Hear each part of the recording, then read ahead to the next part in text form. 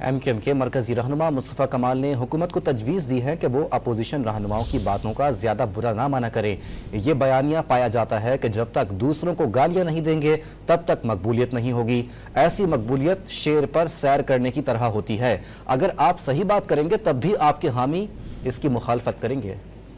ہم نے ملک کے نوجوانوں کو اپنی پاپولیرٹی کے لیے اتنی نفرت بو دی ہے کہ this is as if کہ you are riding on a lion، کہ آپ شیر پہ سواری کر رہے ہیں اس پاپولر نیریٹو پہ، اور آپ اس پہ اترنے کی قابل نہیں ہیں۔ اگر آپ نے جہاں ذرا سی سینسیبل بات کی تو آپ کی پاپولیرٹی نہیں۔ وہی لوگ جو آپ کو روزانہ آپ سوشل میڈیا پہ ملینز آف آپ کے ویوز ہیں، وہی لوگ، اور آپ کو پاپولر بنا رہے ہیں، وہی لوگ آپ کو سینسیبل بات کرنے پہ وہی آپ کو جو ہے وہ گالیاں بکیں گے، آپ کے اپنے لوگ گالیاں بکیں گے۔ ہمارے پی ٹی آئی کے دوستوں کی باتوں کا زیادہ برا نہ مانیں، اپوزیشن کی باتوں کا زیادہ برا نہ مانیں۔ کیوں میں کہہ رہا ہوں؟